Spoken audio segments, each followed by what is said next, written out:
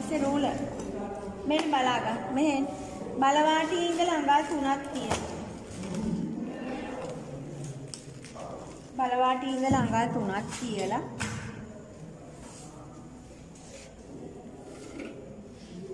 අපි නැම්ම රේඛාව අඳිනවා.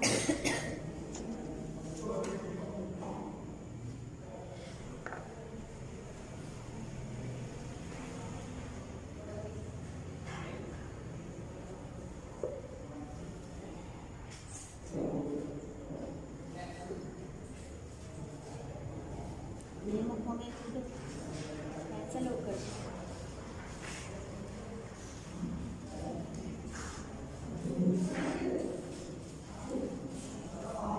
ඊට පස්සේ බලන්න මෙන්න උරහිස මෙන්න ලකුණු කරලා කීයද 14යිනේ මෙයාගේ උරහිස 14යි ඔව් 14යි නම් අපි 7යි ඒකට මහුම් වාසි භාගයක් එකතු කරනවා නේ උරහිස මෙන්න දෙකෙන් බෙදලා භාගයක් මහුම් වාසි එකතු කරා දැන් උරහිස අපි මෙතන ඉඳලා පහත් කරන සම්මතයක් විදියට 1/4න් 3ක් නේ ඔන්න දැන් අපි නව උරහිස් රේඛාව අඳිනවා.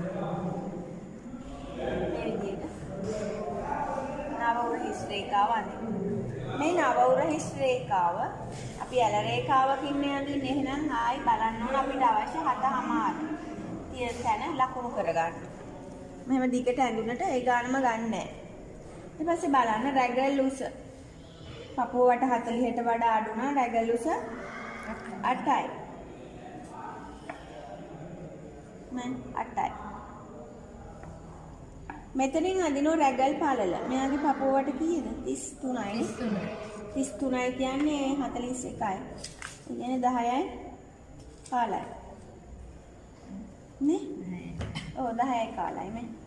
ඔන්න රැගල් පළල රේඛාව රැගල් උස ළඟින් අංශය පැත්තට අඳිනවා.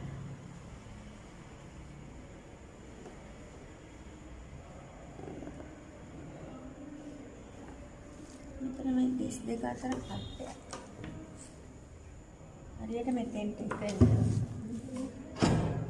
තමයි හරියට ඇදලා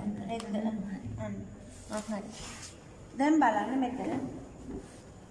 අපි නව උරහිස කෙළවරේ ඉඳලා රැගල් පළල දක්වා කඩේරි රේඛාවක් අඳිනවා.